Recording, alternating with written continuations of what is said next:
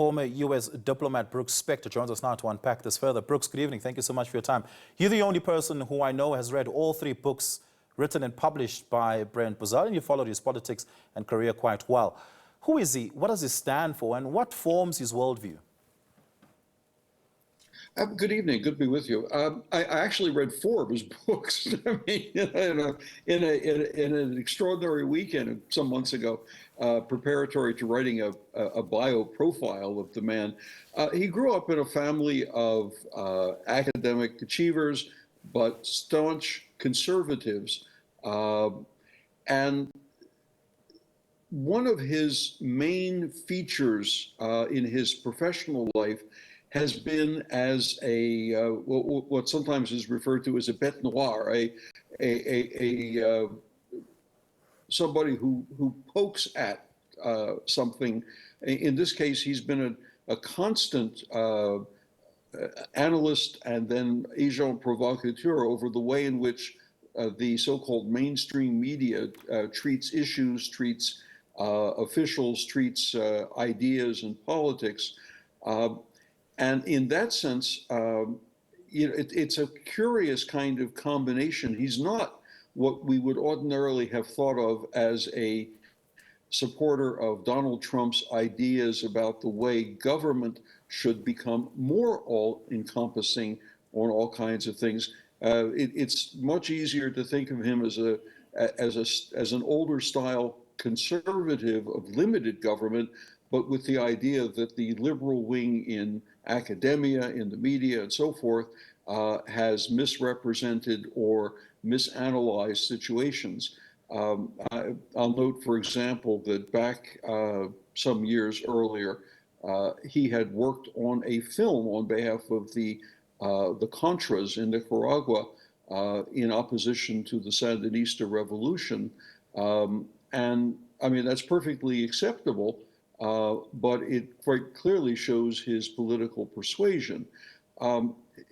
His family lineage, of course, goes back as well to William F. Buckley and the National Review, which was basically the secular Bible for conservative views and values in American political life.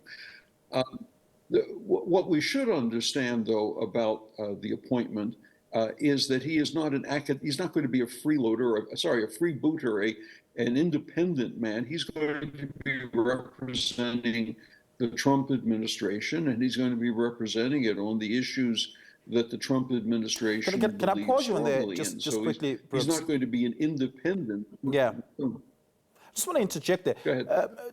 Leo Brent Bozell is not a career diplomat. In fact, this is, so to speak, his first hand at this. And given the sort of politics, programmatic policies that he's hoping to advance in South Africa on behalf of the U.S., and coupled with the fact that he's not a career diplomat, how well do you think he'll be able to finesse his way through the institutions, build a coalition of support amongst social partners, and of course being able to balance what are very fraught and sensitive diplomatic balances right now? Well, Oliver, if I could predict that successfully, my crystal ball would be working at 100% capacity. His task, obviously, as I like to say, at least in the first few days, first few weeks, as he begins to, assuming that the agrément ceremony leading to the credentialing ceremony takes place soon, he will be making calls, as any new ambassador would, on the various senior leaders in government, presumably among political parties, and then with business and business organizations, and eventually academics and media. He is obviously tasked with aggressively pushing the policies the Trump administration believes in, but it will be up to him as an individual person to figure out how to build human relations to make these arguments, to make these representations on behalf of his government. And that obviously is going to depend a great deal on the way in which he builds any personal rapport with people. And I think crucially, and I've been making this point all day long, that it's going to require that he listen, and as he meets people, he listens carefully to all manner of South Africans, senior leaders, ordinary citizens, members of the media, young people, old people, black and white, so that for the first little while, he's going to be on what I hope to be a listening tour, trying to understand how South Africans think about the issues and about the challenges, rather than just jumping headlong into a toe-to-toe debate with people over this policy or that policy, because relations are built slowly rather than in one explosive moment where you suddenly do something and everybody falls in line. That's never going to happen. It's certainly not at the way in which the U.S. and South Africa relations are now. Yeah. I don't think we're going to see during Brent Bozell's time any kind of return to, and you may remember this, the old Albert Gore, Thabo Mbeki partnership for the Bilateral Commission back in the early 1990s.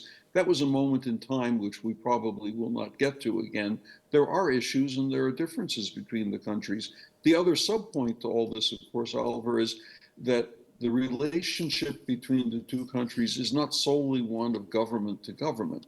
There are hundreds of U.S. businesses here that employ tens of thousands of people. There are academic exchanges, private philanthropic organizations, citizen organizations, and so forth. That's also part of the relationship. Yeah, we're going to have to leave it there. Brooks, thank you so much for that.